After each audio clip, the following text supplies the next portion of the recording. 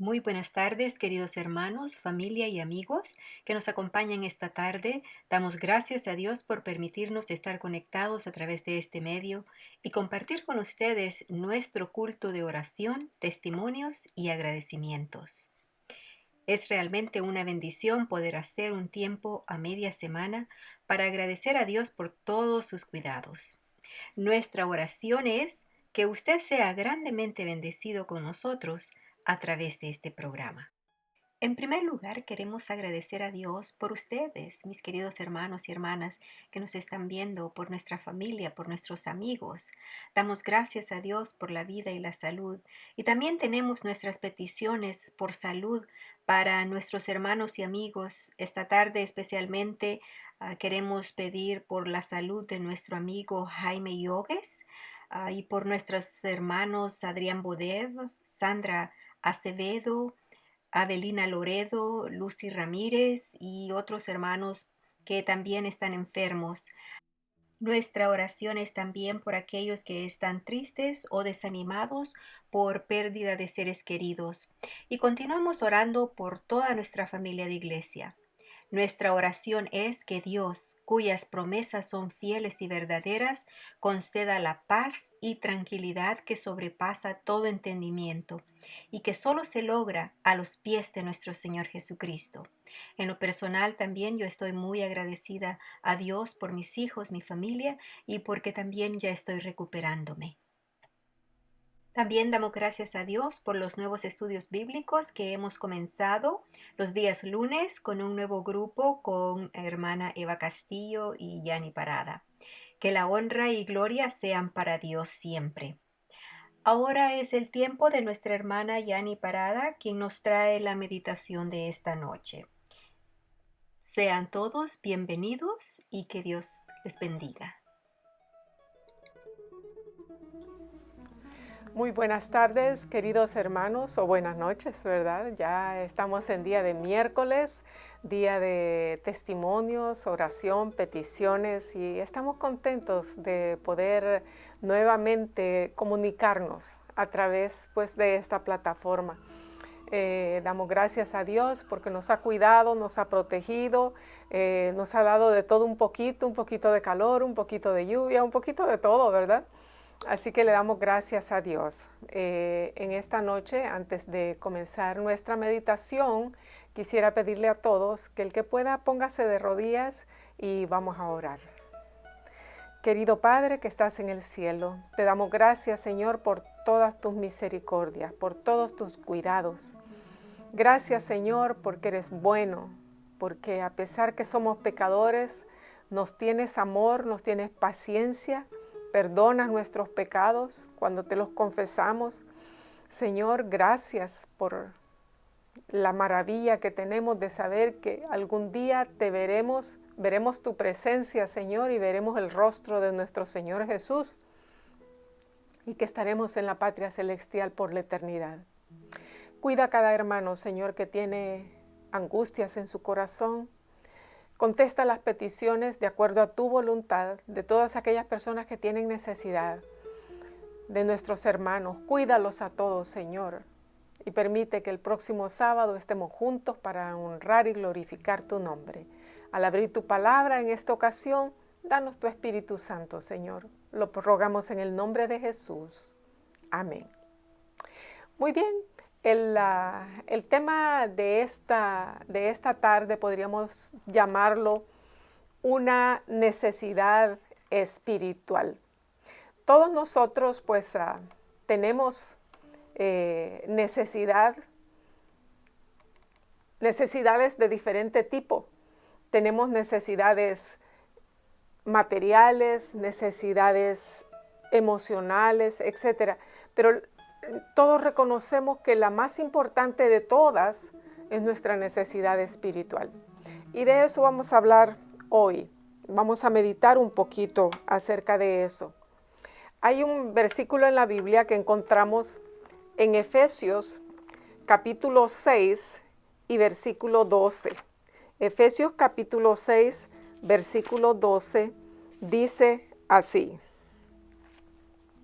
porque no tenemos lucha contra carne ni sangre, ni contra principados, contra potestades, contra los gobernadores de las tinieblas de este siglo, con huestes espirituales de maldad en las regiones celestes. No tenemos lucha contra carne ni sangre, sino contra todas estas autoridades, poderes, que se encuentran en otra, podríamos decir, en otra dimensión que no es la nuestra, pero sin embargo están a nuestro alrededor, que no los podemos ver, ¿verdad? Y pues nuestra lucha no es contra carne ni sangre, sino contra seres espirituales. Por lo tanto, nosotros necesitamos conocer la espiritualidad, ¿verdad? Y cómo podemos hacer, cómo podemos defendernos de seres que ni siquiera podemos ver. Y la misma palabra de Dios nos dice ahí mismo en Efesios capítulo 6, versículo 13, que sería pues el versículo que sigue, ¿verdad? Ahí nos dice que nos pongamos, dice, toda la armadura de Dios, para que cuando llegue el día malo, ¿verdad? Nosotros podamos resistir, estemos firmes en ese momento cuando seamos nosotros atacados. Efesios capítulo 6, versículo 13 dice, por lo tanto, tomad toda la armadura de Dios para que podáis resistir en el día malo y habiendo acabado todo, estar firmes. Ponerse la armadura. Y voy a hablar no de toditas las cosas que forman la armadura en esta noche porque me llevaría demasiado tiempo. Pero sí el Señor nos llama a que echemos mano de todos los recursos que Él nos ha dado, ¿verdad? Como pues nosotros sabemos la oración, el estudio de la palabra, y la verdad es que al final de los tiempos, bueno, yo diría quizás a través de toda la historia, siempre han habido solamente dos grupos, los que se salvan y los que se pierden, ¿verdad? Los que van a resucitar y los que no van a resucitar, los cabritos, las ovejas, y a través de toda la Biblia, Dios nos ha dado hasta parábolas para que entendamos este asunto, el trigo, la cizaña, el camino ancho, el camino angosto, etcétera, etcétera, ¿verdad? En todo momento el Señor nos enseña a través de la palabra de Dios que solo hay dos grupos. En Isaías capítulo 25 y versículo 9, Isaías 25, 9, nos dice allí, 25:9 dice, y se dirá en aquel día, he aquí este es nuestro Dios, le hemos esperado y Él nos salvará. Esto es Jehová, a quien hemos esperado, nos gozaremos y nos alegraremos en su salvación. Ese es el grupo de los que se salvan. Pero en Apocalipsis capítulo 1, versículo 7 dice, y he aquí que viene con las nubes y todos los ojos le verá, y los que le traspasaron, y dice, y harán lamentación. ¿Por qué? Porque la mayoría de gente se va a perder. Dos grupos, uno felices de que Jesús viene, otro grupo que se lamenta por la venida de Jesús, ¿verdad? Y esos que se lamentan, dice, van a pedir a las rocas, a las piedras que caigan sobre ellas y van a decir, caigan sobre nosotros y escóndannos del rostro de aquel que está sentado en el trono y de la ira del Cordero, porque el gran día de su ira ha llegado y ¿quién podrá estar firme o quién podrá estar en pie? Dos grupos. Ahora, todos nosotros planeamos estar en el grupo de los que se salvan. Y el Señor mismo también quisiera que todas las personas estuviéramos en ese grupo. Vean que si nosotros vamos al libro de Ezequiel, Ezequiel capítulo 18, versículo 32, un versículo bien conocido por nosotros y que nos muestra el gran amor de nuestro Dios y que quisiera que nos salváramos. Dice así, porque no quiero la muerte del que muere, dice Jehová. Convertíos pues y viviréis. Vean que este versículo no solamente nos expresa que Dios no quiere que tú y yo nos muramos, sino que hasta es, podríamos decir, una súplica. Imagínense ustedes al Dios del cielo, al Dios grande y poderoso suplicándonos a nosotros. Pero dice Él, convertíos pues y viviréis. O sea que el ofrecimiento, el sueño de Dios es que todos nosotros nos salvemos, ¿verdad? Y Dios pues para eso nos dio el libre albedrío. Somos libres para escoger si queremos la vida eterna o la muerte eterna. Por eso Él dice, yo no quiero la muerte del que muere, sino que quiero que vivan. Convertíos pues y viviréis, dice, ¿verdad? Es increíble, hermanos, el Dios del cielo nos ama tanto y yo no puedo realmente entender el amor de Dios porque ¿cómo es posible que pueda amar a criaturas como nosotros? Pero su amor, Él que es amor, nos ama, somos preciosos para Él. Él nos ha puesto valor. Él nos ha dado el valor a través de nuestro Señor Jesús. Y el Señor, ¿verdad?, nos dice que la incredulidad es el pecado que va a llevar a la mayoría de las personas a la muerte eterna, porque no le creemos a Él. Y por eso dijo en Juan capítulo 8, el Evangelio según San Juan, capítulo 8, encontramos un versículo que quiero que meditemos en él, hermanos. Capítulo 8, versículo 24. El Señor Jesús hablando dijo, por eso os dije que moriréis en vuestros pecados, porque si no creyereis que yo soy, en vuestros pecados moriréis. Miren qué interesante, qué específico y qué claro es el Señor, porque no creemos en Dios. Por eso dices que nosotros, o la mayoría de personas, no me quiero incluir yo, porque yo sueño con el día de ver a Jesús, pero la mayoría de personas que se han de perder es simple y sencillamente porque no le creyeron a Jesús. Tienen información, pero no la ponen en práctica.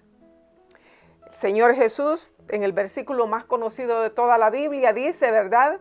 Porque de tal manera amó Dios al mundo que ha dado a su único Hijo, para que todo aquel que en Él crea, ahí está otra vez el creer, para que todo aquel que en Él crea no se pierda, sino que tenga vida eterna. Así que el sueño de Dios es una iglesia gloriosa, que no tuviera ni mancha, ni arruga, ni cosa semejante, sino que fuera santa y sin mancha, ¿verdad? Eso lo encontramos también en Efesios capítulo 5, versículo 27.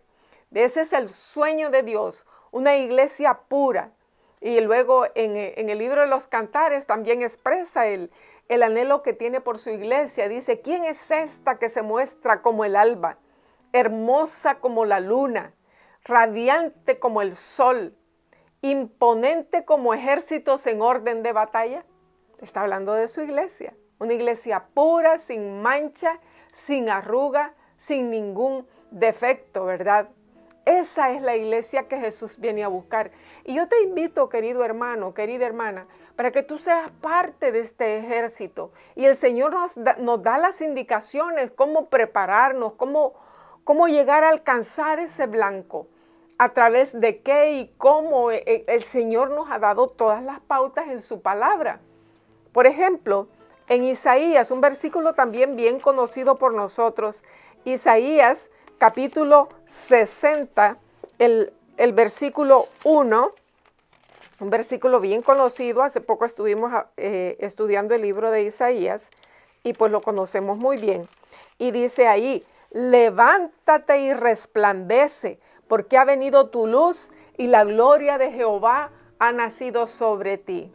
Y el Señor en el versículo 2 dice, porque he aquí que tinieblas envolverán la tierra y oscuridad las naciones, pero sobre ti, dice, amanecerá Jehová y sobre ti será vista su gloria.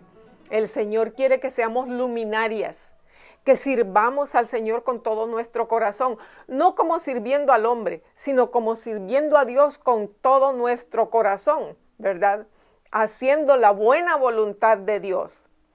La iglesia que Dios sueña es una iglesia gloriosa, una iglesia hermosa, sin mancha, pura, una iglesia auténtica, sin formalismos, sino que viva y no preocupada por su apariencia, no asunto de rituales, no, una iglesia que pone en práctica lo que Dios le ha enseñado, lo que Jesús le ha enseñado, lo que la palabra de Dios enseña. Ustedes se recuerdan en el libro de Éxodo, Moisés en una ocasión le dijo a Dios, muéstrame tu gloria. ¿Y qué es esa gloria? ¿Qué es poder ver la gloria de Dios? Hermanos, la gloria de Dios es su carácter. Su carácter. En el libro de los testimonios, en la página 508, ahí el espíritu de profecía nos da la información. Dice que la gloria de Dios es su carácter. Y lo que Dios quiere hacer en nosotros es replicar su carácter. Pero ¿cómo es que nosotros podemos replicar el carácter de Dios?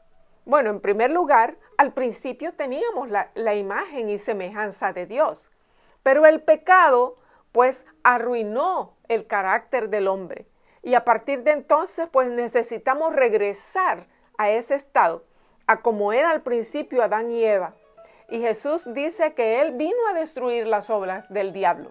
Así que el Hijo de Dios se manifestó con ese propósito, para deshacer las obras del diablo. Y las obras del diablo es desfigurar nuestro carácter, arruinarnos, hacernos pecadores, hacernos repugnantes. Él quiere que Dios nos desprecie por pecadores. Pero ¿para qué vino Jesús? Vino a reconciliarnos con Dios. Vino para salvar lo que se había perdido.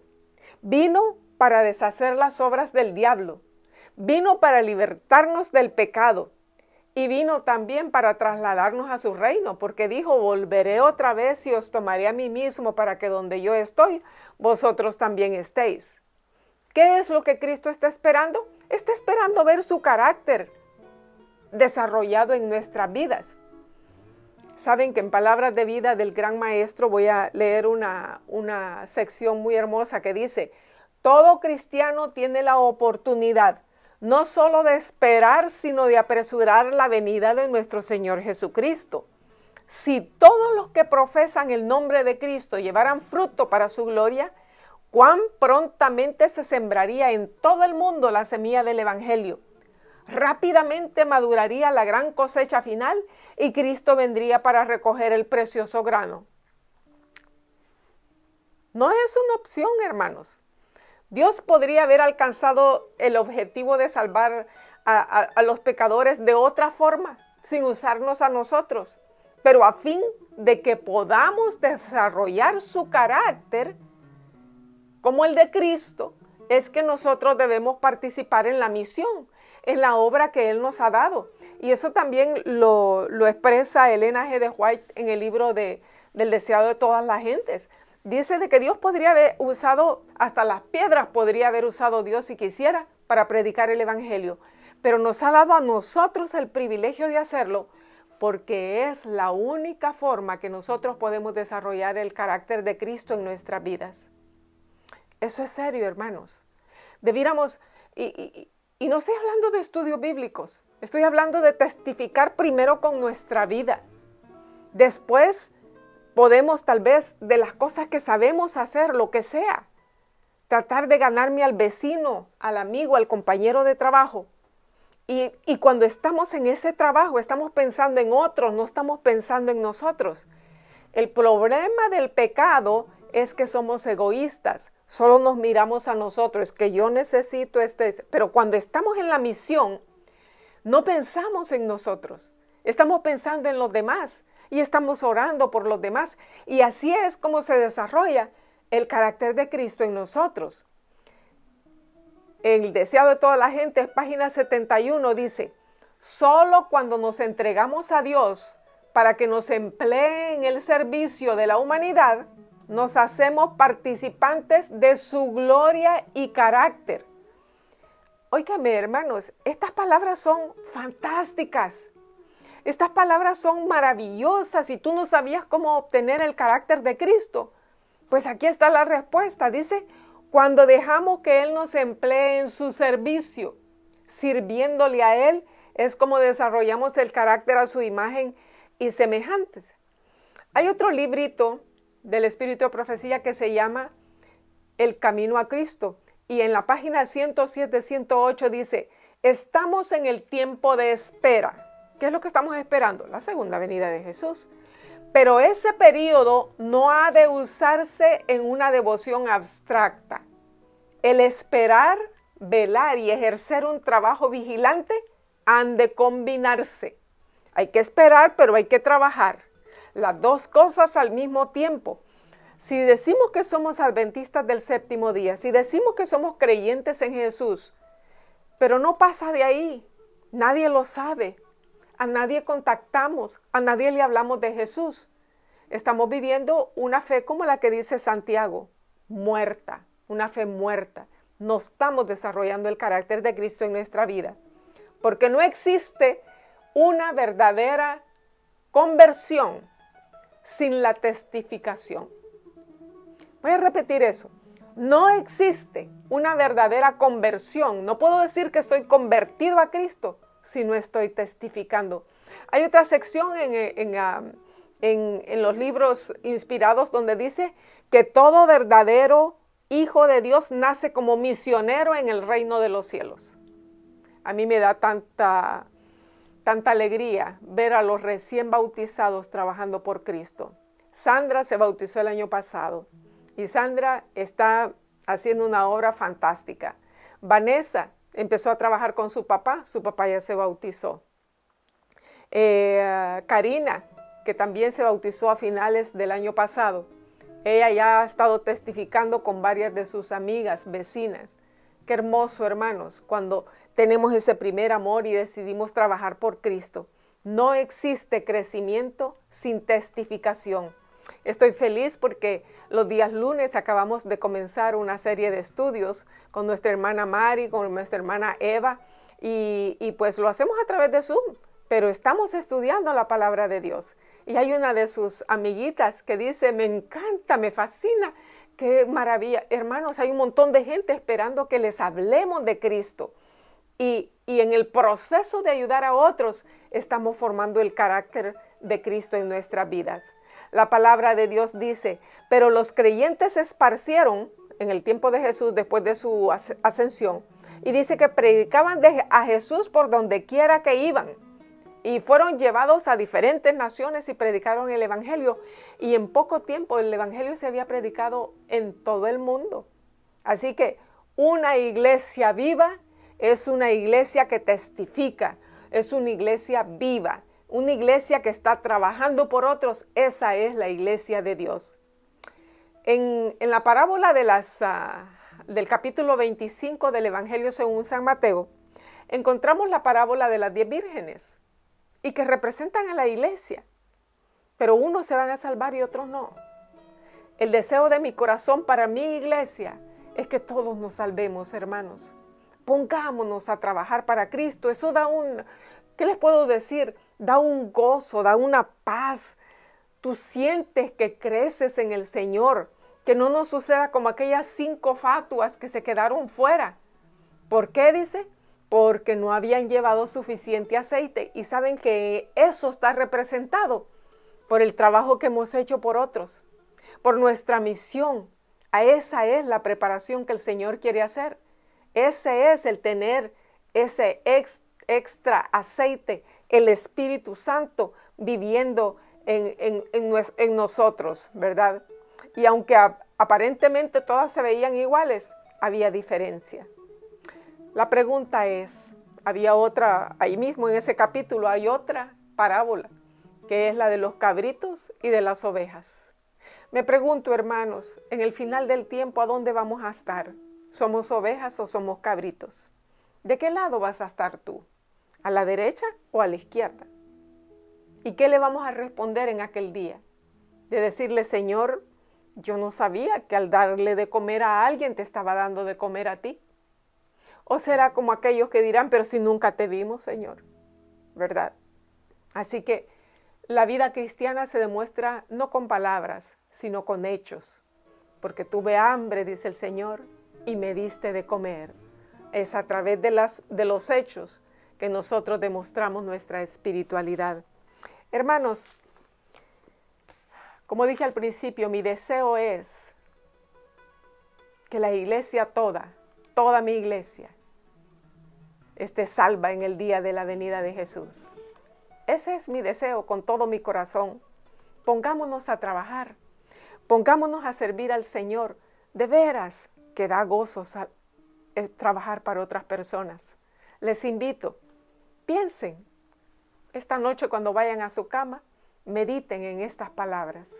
Estoy segura que el Señor Jesús nos va a guiar a dónde debemos ir y con quién debemos ir. ¿Qué les parece? Que el Señor les bendiga en esta noche. Vamos a terminar con una oración. Querido Padre que estás en el cielo, gracias Señor por el gran amor que tienes por nosotros. Nuestra naturaleza mala, Señor, nos ha alejado tanto de ti que a veces ni siquiera queremos trabajar por otros. Perdónanos, Señor, pero ayúdanos. Por favor, no te des por vencido. Ayúdanos, que tu Espíritu Santo nos mueva, entre a nuestra vida, Señor, y nos siga usando para tu honra y tu gloria. Gracias, Padre, por escuchar esta oración. En el precioso nombre de Jesús lo pedimos. Amén. Buenas noches, hermanos. Señor les bendiga a todos.